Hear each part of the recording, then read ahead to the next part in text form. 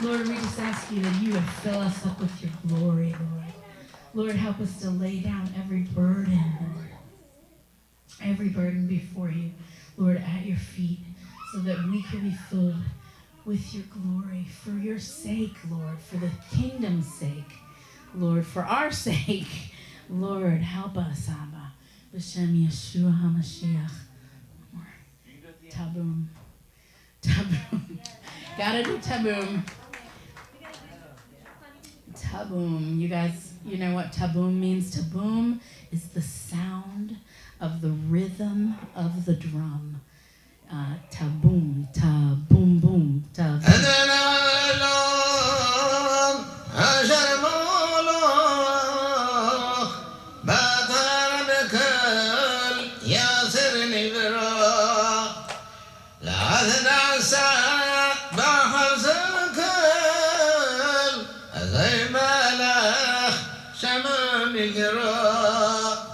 That was my Abba, my dad, chanting that prayer.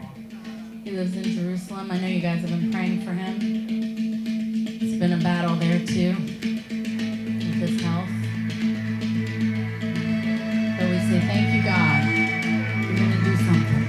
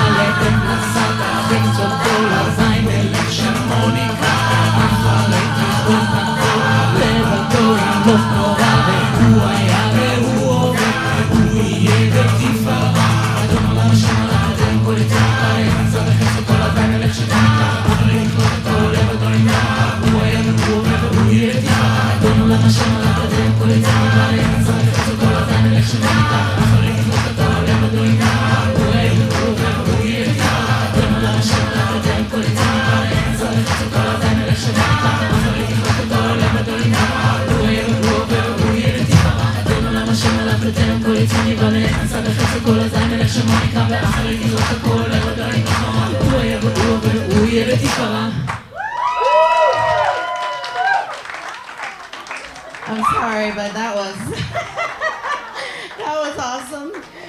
This one got knocked in the eye. Sorry, I totally forgot where I was in the song. And then this one's doing his own little dance over here. That was a warrior dance. I love that dance. He was like, yeah. That was a good dance. I like that. All right, y'all. This is my wonderful husband. Yeah, okay.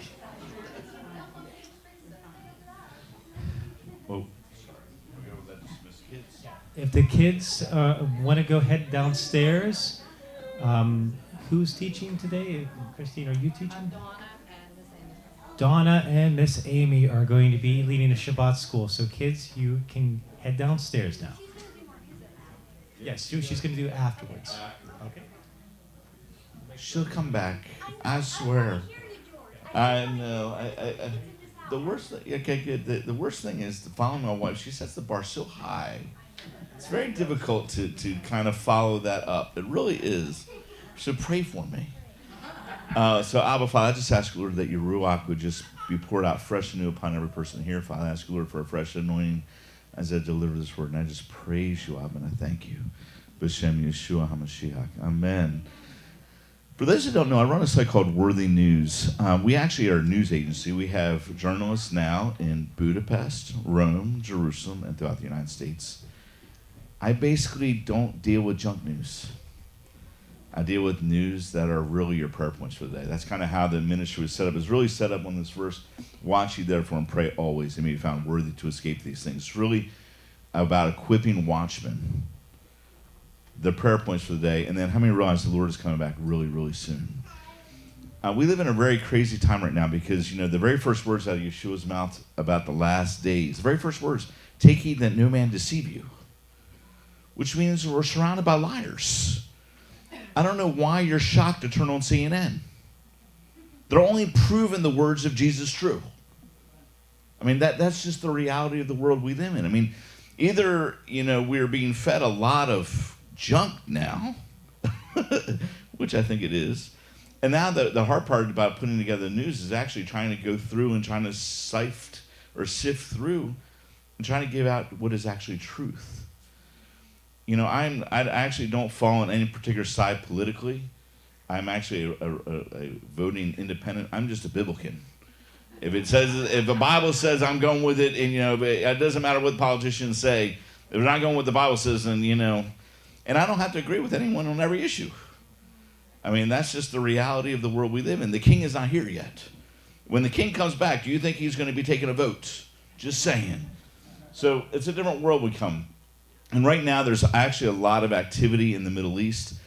I didn't have the slides up, but, you know, just last week, China has now intervened into Middle East politics. Now there's kind of a somewhat peace or some kind of agreement with Iran and Saudi Arabia.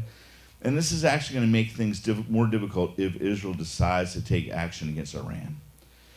The reason why is because this week, one of the Saudi generals says, we will not allow Israel to use Saudi airspace. That was a brand new change of direction just this week. But it actually kind of made sense because last week, Israel, the news media reported that they were doing drills with Israel. This is one of the drills. And they actually were flying planes to Spain, along with basically refueling planes along with the jets, flying all the way to Spain. And I thought this was very strange because some of the commentators is preparing for Iran. I said, well, if you're going to just prepare for Iran, you'd only have to fly to Greece.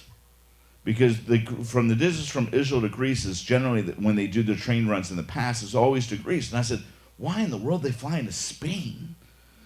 Well, now they actually have to reroute because you have to actually go south all the way around Saudi Arabia and come up and around. That is a brand new change. I do not know how that's going to kind of work itself out. I do believe that there is a war coming this year.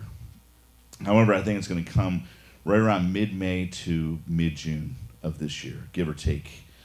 The reason why is there's a lot of things cyclically that kind of fall together. For those that don't understand how cycles work, history tends to rhyme and repeat itself.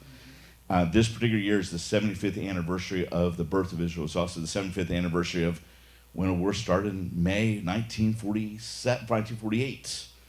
It's also, the 50-year anniversary of the Yom Kippur War of 1973.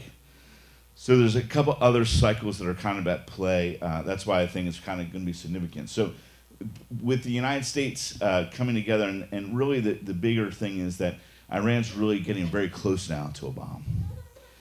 What was interesting about this year was that the International Atomic Energy Agency, which has always been anti-Israel, they finally came out with a report in September saying, we do believe that Iran's nuclear program may not be for civilian purposes. They just figured that out in a report in September.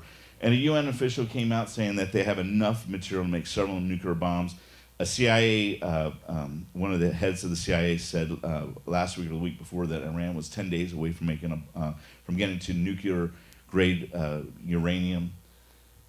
And the other thing that's happening is that Iran's ability to deliver now an attack.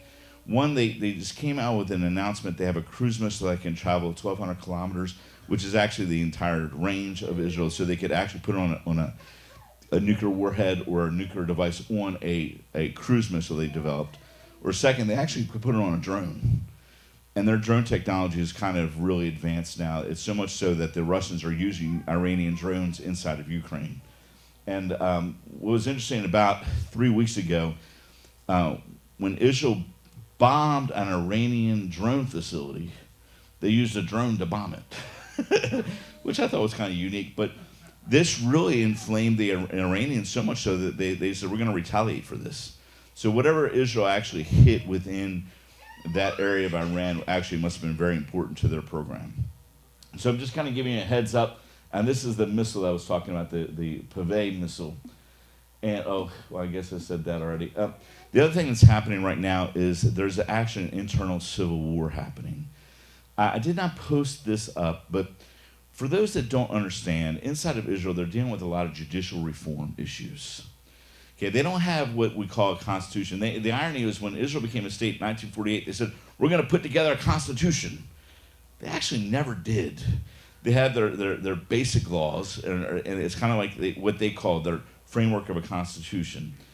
And before 1996, 1998, the Supreme Court never really overruled anything. But the high Supreme Court justice, a guy named Barak, in the 1998, he's actually a Holocaust survivor. I went to Harvard. They kind of transitioned the whole Middle East and the way, well, not the Middle East, but the Supreme Court. And the Supreme Court actually was striking down laws that the Parliament passed. And he actually called it this new constitution reform. And he actually then, see, what's different from our perspective, okay, so we're in the U.S. In the U.S., okay, we have the Constitution, the Congress makes laws, and then the justices are supposed to say if that is constitutional or not. And over in the U.S., we had a lot of court cases go before the Supreme Court, and then the Supreme Court made laws when there was no law. I mean, the Roe v. Wade wasn't a law passed by Congress, it was a law enacted by the Supreme Court. There was never a law passed for gay marriage in 2015. It was actually a Supreme Court ruling that created that law. Well, in Israel, it's completely different. In Israel, laws were actually passed by the Knesset, or the Israeli parliament, and it was struck down by the Supreme Court. And it got struck down so many different ways and influenced so many different people that the new governments come in, Netanyahu says, we need to go ahead and enact a new change, a new judicial reform. Part of the way that they were choosing justices, it became such a liberal clique that they were picking out only liberal judges. And so then it became this liberal kind of minority that was striking down laws that are actually passed by the Knesset. So you had a pendulum shift completely the other way. Now, what Netanyahu is actually trying to enact is actually, it's not really democratic either. Because one of the provisions he had in the judicial reform, which I personally disagree with, and I've actually mentioned several times, they said that all 15 judges, and there's 15, it's not 9 like in the U.S., there's 15 high court judges, that all 15 judges have to unanimously agree to strike down a law. And then even if a law is struck down, the Knesset can go ahead and override the law when it gets struck down. So I don't know if you've ever been inside of a Shabbat meal, but you get 2 Jews together, you get 3 opinions, right?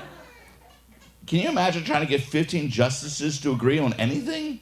I don't think I can get 15 people to agree on anything in this room, except for the fact that Yeshua is the Messiah. But everything else, I think we can all kind of debate on things. Well, that's what was happening. That's why there's protests. But the protests that are happening inside of Israel are actually being funded, and there's really a lot of left-wing, like anarchists. Basically, Israel's dealing with a civil war. I didn't really put up the slides. I actually now am doing a weekly wrap-up show on YouTube. If you want to go ahead and follow, I kind of summarize all this. But I'm going to jump through here. This is actually an interesting thing. The IEAE came out, and they were so concerned that Netanyahu was going to actually bring a strike, that while the Jews are getting ready to celebrate Purim, and Purim is a celebration of how Mordecai and Esther couldn't overturn a law by the king, but they said, well, king, just make another law saying we can defend ourselves. Well, here it was. They said, well, no, you can't defend yourselves. You're breaking the law. And Netanyahu says, well, which law am I breaking? And so this all happened during the week of Purim. I thought that was kind of unique. So, that's that. Okay. So this is the all signs pointing to an attack. Things are now changing. Things are rapidly changing. And Netanyahu said last week, if we don't stop, a nuclear war is going to break out. So, there's a lot of gamesmanship going on right now. So things are getting really tense. But would you believe it's not the end of the world? Would you believe it's not going to be, what we're experiencing is just these birth pangs. I never met a woman that said, I love giving birth. But you have these really intense birth pangs, and with intense birth pangs, you have these moments, these water-breaking moments. I really believe we're getting ready to enter into one of those moments. If you don't get our Word of the Brief, sign up. It's free. I can't stress to you enough how much you really should sign up. It doesn't cost anything. Where my wife and I have a house is in a little town called Arad. We're right about there. And I'm going to talk a little bit about prophecy now, but it's not to freak you out. It's actually for encouragement and comfort.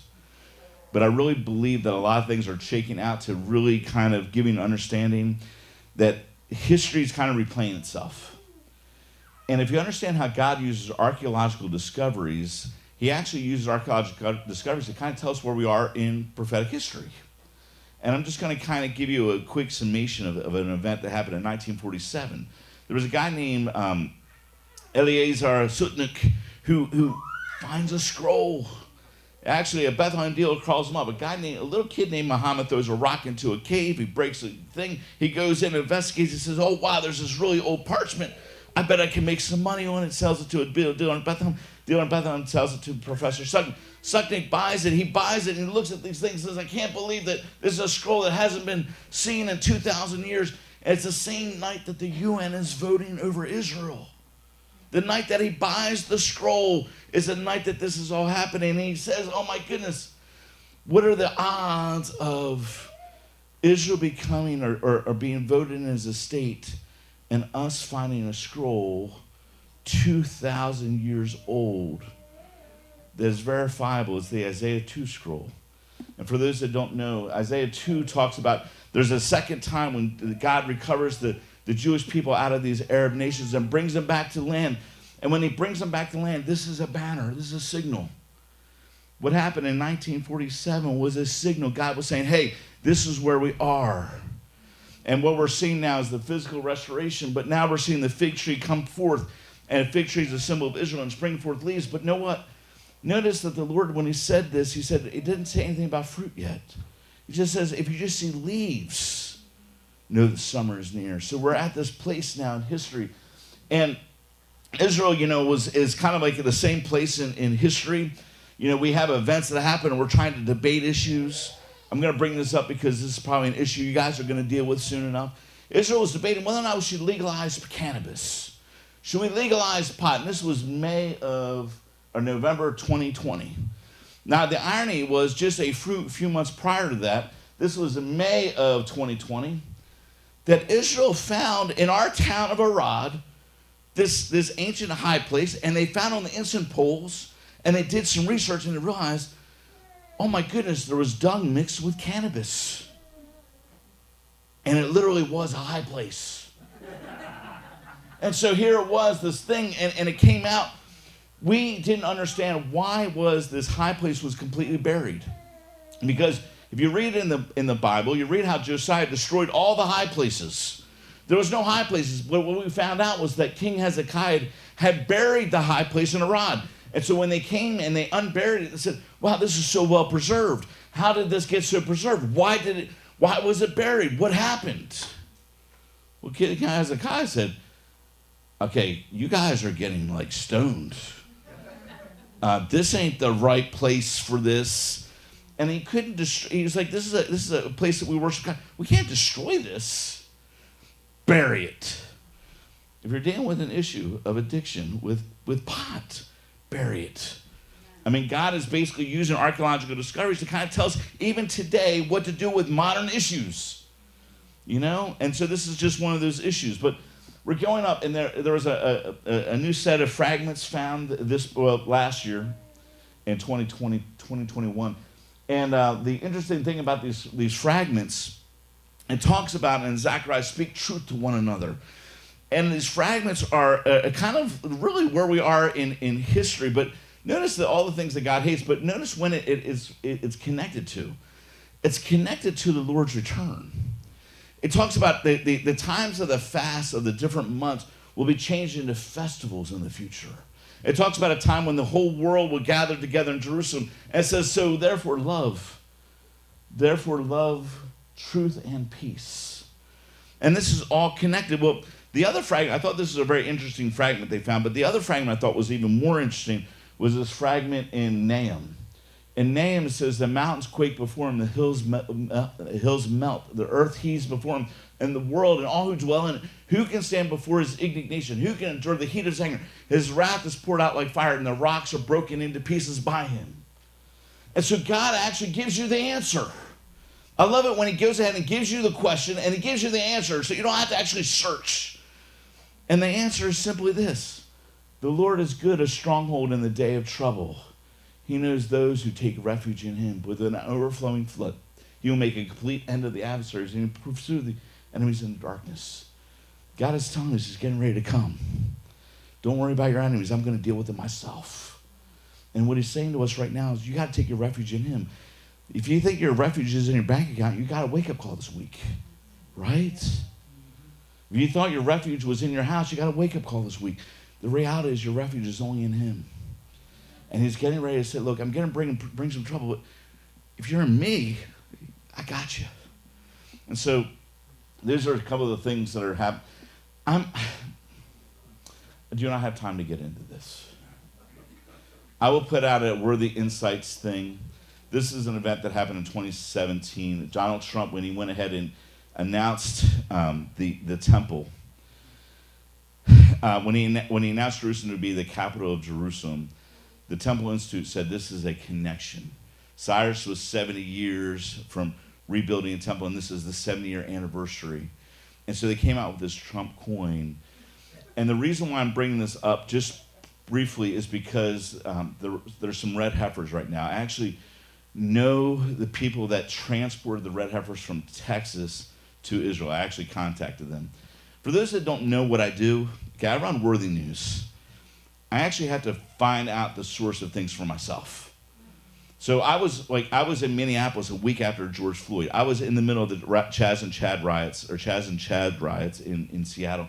I was in the middle of the Antifa riots. The irony is when I went to the Antifa riots, it was the 10th day. I didn't think it was going to go 100 days. I could have waited months before I went. But, you know, and so the whole reason why I came up to the Northeast, one of the reasons I just went to East Palestine. And I just went there, and I actually saw the thing on the ground. This situation is coming. you have to understand that what they're pushing toward is not a good thing. The temple, I think I had those dimensions here. Well, when this all happened, the Jews started sacrificing lambs. And then the following year, the following year after Trump's thing, they dedicated the temple altar in Hanukkah. And Ben-Gvir, who's a very right politician and runs a thing called Jewish Force, he came on with the Temple Mount and said, he told his followers, you got to sacrifice a Passover lamb. Bad enough he was going up to the Temple Mount, he said, but you need to sacrifice a lamb. And obviously the red heifers are here. The red heifers were born, there's 5 of them that were born in Texas. And they're born during COVID, so the irony was their ears weren't punctured. So there's 5 candidates, and they have to be 2 years and 2 months. It's not 3 years. It's not 3, 4. 2 years and 2 months, and if they don't have any hairs to disqualify them, it's supposed to be 10 hairs. The Jewish people, the Temple Institute has claimed that there's only been 9 red heifers ever birthed. And if you go to the Temple Institute on their website, they say, look, the 10th red heifer, when it's born, it's going to be sacrificed by the Messiah. I mean, you can go right to they believe that it's right at they believe that their Messiah is right at the door. And these heifers are actually ready to be sacrificed. It could be this Pesach, not this Pesach, this Sukkot, this fall. I'm just giving you a heads up. And I'm going to get into a lot of this in a video, but the reason why this is so important is because they really believe that their Messiah is coming. They don't believe that Yeshua is their Messiah. And so they're preparing this temple. And you have to understand what it says well, this is why conclusive proof that the temple that's coming is not the Ezekiel temple. It's not the temple the Lord sits in. The dimensions are completely different. The size of the Ezekiel temple, right, the smallest I've seen is, right, 30 miles by 50 miles. 25 miles by 10 miles, 25 by 10. This is Jerusalem. This is what this doesn't even fit. And then I've seen it as big as, well, you say, how is that going to happen? Well, when the Lord comes back and puts his feet on the Mount of Olives splits, literally says the whole dimensions of the world are radically different. And there's some people that say, well, the Ezekiel temple is exactly, it's New Jerusalem, because there's a river of life, there's, fruit trees, there's trees for the healing of the nations. Well, the reality is that the New Jerusalem is actually the smallest I've ever seen. It was that size. And there's a debate of how big it is. So it doesn't even fit. So it isn't the New Jerusalem. There's another temple. And it's where the Lord's going to rule and reign from. So the temple that's coming is a counterfeit. And this is really what it talks about in 2 Thessalonians. It says, look, Paul is warning his people. He said, look, don't be shaken in mind or troubled, right? That the day is, and he literally says, don't let anyone deceive you. Literally saying that this is going to bring a deception like we've never had before. And such a great deception, if it were possible, that there's a guy that's going to sit in the temple of God showing himself he is God, going ahead and showing all kinds of signs and lying wonders, and it's going to go ahead. And now, ready? The delusion that's coming. Now, notice this carefully. Read this carefully with me. And with all deceit and unrighteousness in those who perish because they received not the love of truth that they might be saved. Because they didn't receive the truth that they might be saved. They rejected the Messiah. Read this carefully. And for this cause, God should send them a strong delusion that they should believe the lie. I'm telling you these things not to freak you out. I'm telling you these things because there has to be a sense of urgency about our prayer life, a sense of urgency about reaching people that we know with the gospel. I mean, if we're seeing these things and all these things are at the door, I mean, for us, it's a great thing because we know we're getting ready to walk into a kingdom.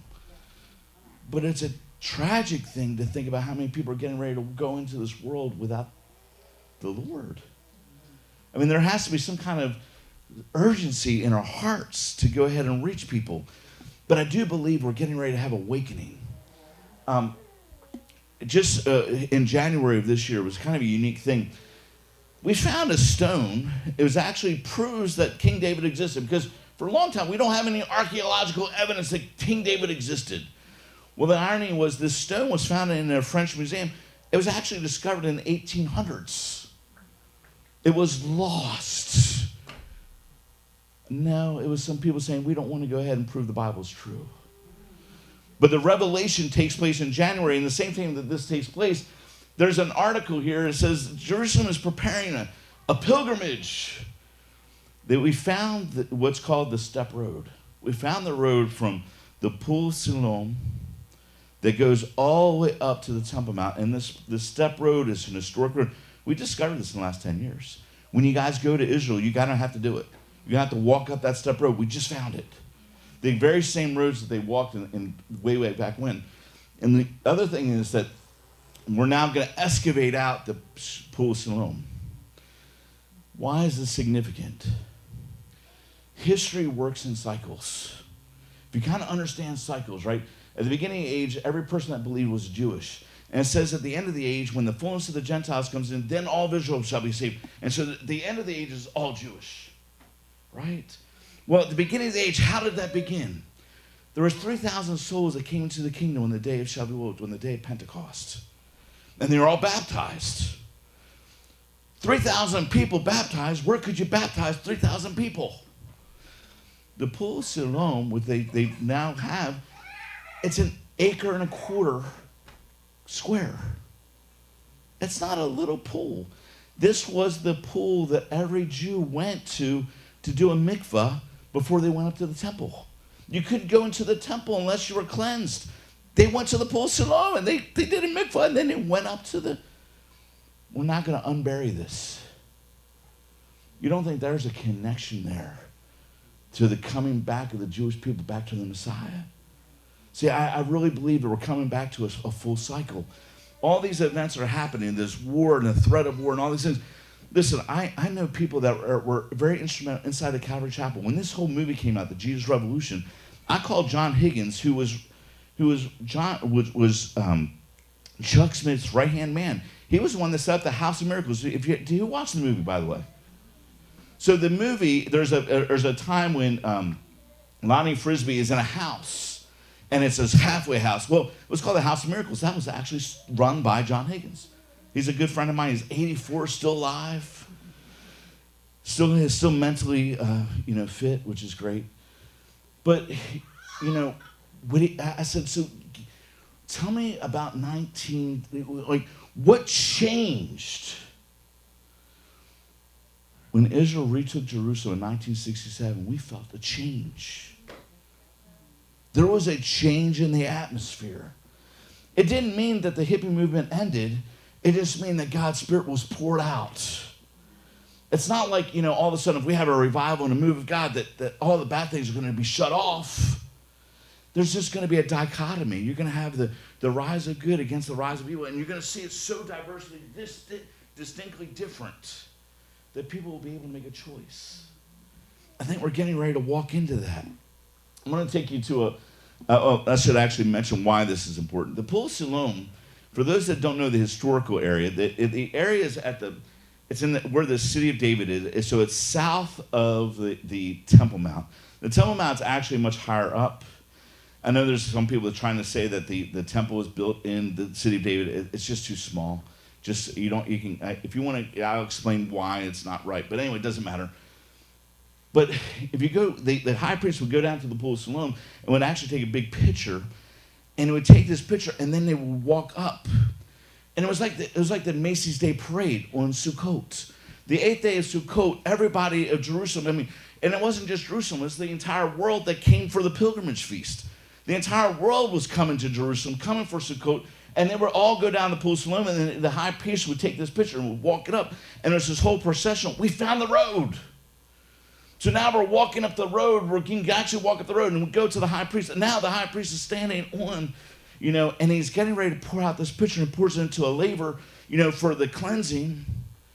And they quote this passage in Isaiah, and it says, "Behold, God is my Yeshua. I will trust and I will not be afraid, for the Lord my God is my strength and is my song. He's become my Yeshua." with joy, and you will draw water from the wells of Yeshua. So here's the high priest who's pouring it out. And what happens on that day? Well, Yeshua stands up, says, if anyone is thirsty, let him come to me and drink. I think the reason why we don't have more of an outpouring and more of a move of God is because we're not thirsty enough. Because God's only given us as much as we actually want. Draw near to me and I will draw near to you. Well, the issue of having water, it's not God's issue. It's our own issue. And so here he is. He stands up. If anyone thirsts, right? If you could kind of read this passage, I don't have time to get into it because I'm already running over time. John 7 goes into John 8. John 8 is the woman caught in adultery. That's the day after Sukkot, the night of Sukkot, when the great candelabras are lit. Jerusalem would have been lit up like a city on a light on a hill. And then the following day, the woman's caught in adultery. And then Yeshua continues his discourse into John 9.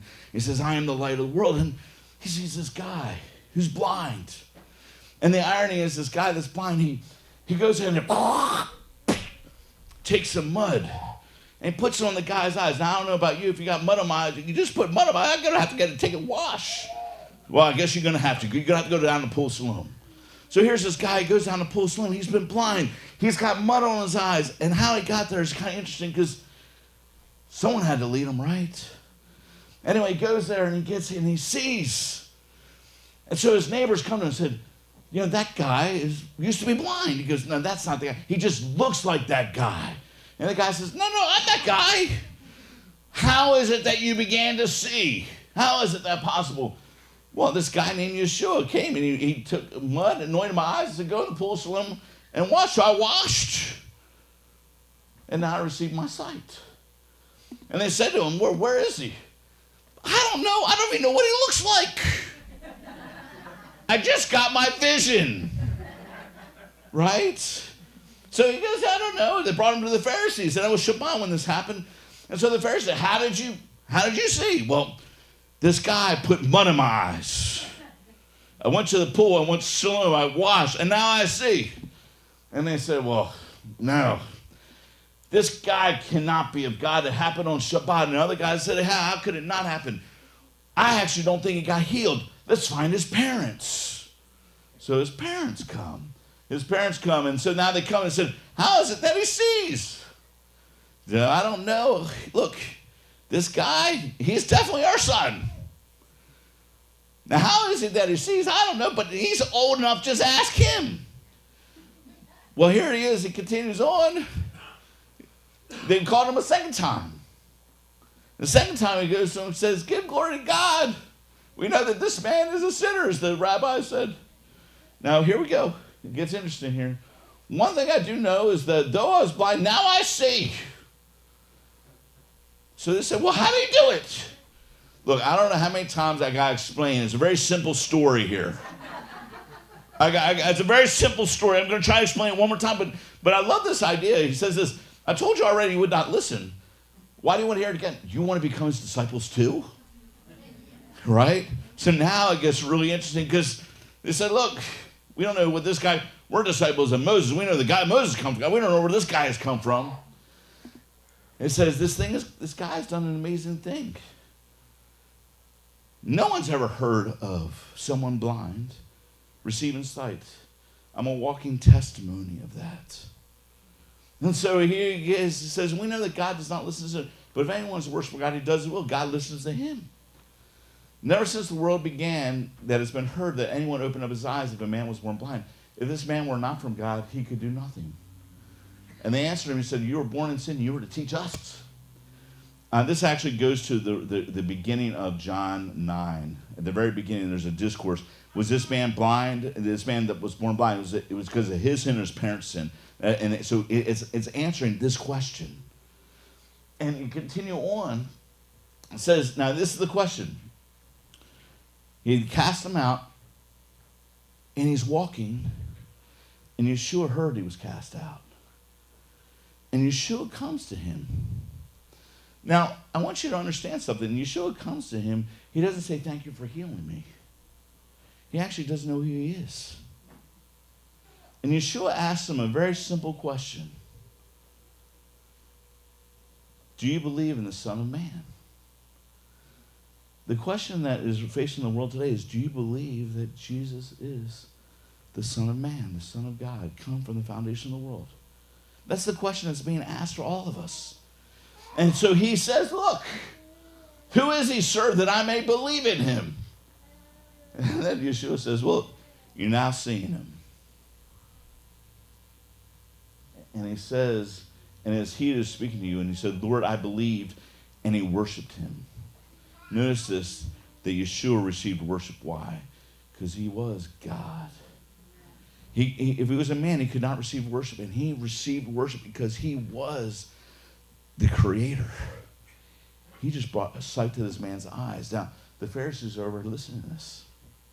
And it says, for judgment I came into this world, that those who do not see may see, and those who may see may become blind. We have so much archaeological proof today, and so much biblical proof today. It actually is going to take more faith not to believe in our day than to disbelieve. I mean, you're going to have faith now to be an atheist. Real faith to be an atheist, and it actually takes less faith to be a believer today. Because the amount of evidence that we have, and yet with all the evidence that we can reveal to people, people are still going to be blind. Doesn't matter what you show them. The God of this world has really blinded them. But just as I believed in the 1960s, there was a bunch of people that the church thought they couldn't reach. A bunch of hippies. People that were so like, man, I don't know what we should even talk to these people. I mean, they're drugged up and sexed up and Yet God took those foolish things of the world to confound the wise. I think it's happening again. And I think that we have to start thinking outside our box about who we reach with the gospel. I think that this gospel is going into the highways and the byways. We're going to be bringing in people that don't look like us. I really do believe that the next move of God's going to happen with people that, we're thinking about gender disposition, or, we're caught inside the BLM stuff or caught inside of whatever it was. Because when the pendulum shifts from one side and it radically shifts to the other side, they're the ones that become most radical. I believe we're getting ready to walk into that. And if we don't have these eyes of faith, realizing that Jesus can open the eyes of anyone, that Jesus can open the eyes of anyone, this lesson, I think, was a lesson for us to go ahead and let us know, look, I'm getting ready to reveal myself to the world. Now, if you are like his parents, well, go ask him. And they actually failed to be a testimony of Jesus' love. They were like, no, look, you can just go ask him. Find him for yourself. Or we can go ahead and be bold and not worry about getting kicked out of Facebook, kicked out of Twitter. I mean, those that have the truth are going to go ahead and share this truth, and guess what? You're going to be kicked out. I mean, it wasn't like this man that was blind who received his sight was kicked out. Did he care he was kicked out? He's like, are you kidding me? I was once blind. Now I see. I could care less if you don't want me in your synagogue anymore. What I do care about is now I realize who the Messiah is. We're going to have this kind of boldness in these last days. Who is the Messiah to you? Because the day is coming that if you don't come to the Messiah now, delusion is coming. God does not lie. And he's already told us, I'm getting ready to pour out a delusion like you've never seen before. I don't know what that is. But today's the day of salvation. Today's the day you guys say, hey, look, I'm running to you. You gotta say, hey, look, if you don't see it today, you probably won't see it in the future. But God is just trying to reveal himself. He's using archaeological discoveries, he's using all these things. He's pointing to us what he's getting ready to do. Praise God that the next thing that's coming is the kingdom. I mean, the kingdom is right at the doors now. I know that no one likes to actually give birth. But everyone knows once that birth and then that hard pain is finally over, the baby's here. No one thinks about the pain they went through. We're probably going to have to go through a really tough time in the future. But if you think about the tough time, of course you're going to have difficulty. But if you're focused on the kingdom, we're birthing the kingdom. So Abba, Father, I ask you, Lord, that you would seal this word, Father. I ask you, Father, that anyone that doesn't know your Son, I ask you, Father, that you would reveal your Son to him even today. I ask you, Lord, that you would go ahead and just give fresh revelation. I ask you, Father, that all of us that are caught in apathy or just caught in fear of being tied up by this world, I ask you, Father, that you would give us boldness of lions to go forth in power to share this good news. Father, I just praise you, Abba, and I thank you, Abba. B'Shem Yeshua Mashiach. In the name of Yeshua. Amen. Which way are we going? Okay, I'll let you figure it out. Yeah, we're gonna take a love offering, and we're gonna pray over you guys. So if you want to come up, would you like that? Okay. I'm gonna say I just saw Ned was calculating. You actually contained a 3-hour-long message into 45 minutes. Mm-hmm. What's that? Completely. Yeah, we're not even going to have a message next week. We're just going to watch Pat's filming of this, and then we're going to play it at half speed. So, all right. So, but I want to say, and we have guests here today too, and I want to say, like, this is the double whammy because you get awesome worship, spirit-filled worship, and then you get the double whammy of like these verified current events. Amen. And a prophetic message. So I want to encourage anybody. You can talk to me anytime, right? Because I live next door. You know where I live. Okay. But you just told everyone you live. Pat, you can cut that from the video. But if you want to talk with George, ask questions. I want to encourage everybody. We're going to have Torah study, and everybody goes, "Yay, Torah study!" So that's time for us all to talk and discuss the Torah portion from today. Where we're going to have food. I want to invite everybody, especially visitors who think, "Oh, I don't want to go downstairs because that's no." Come downstairs. We have enough food. We want to get to know you. If you want to talk to George, talk to him now. If you want to have some of the music from Baht Rivka, go back to the table afterwards.